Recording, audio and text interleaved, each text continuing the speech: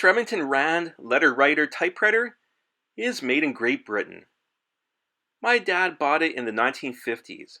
It comes in a brown hardshell carry case with green felt on the inside. You can remove it from the case or just remove the top of the case. The metal cover has an olive green shade with black keys.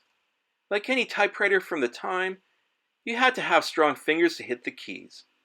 The keys would lift the hammer, which would strike the paper.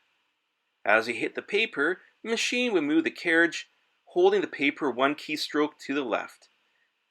When you have reached the far right side of the paper, you would have to manually hit the carriage return to move the page one line down and to the left side of the paper.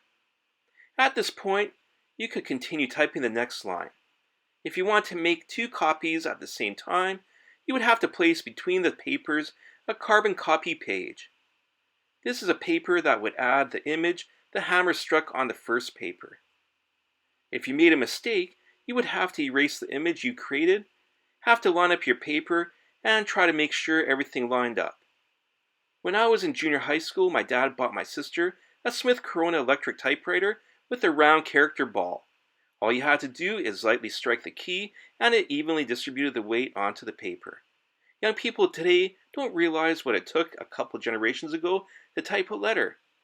The Remmington machine is a throwback from many generations ago.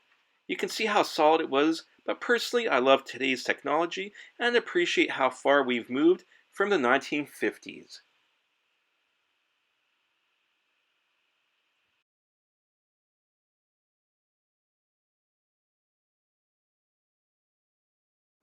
Please subscribe by clicking the link down below.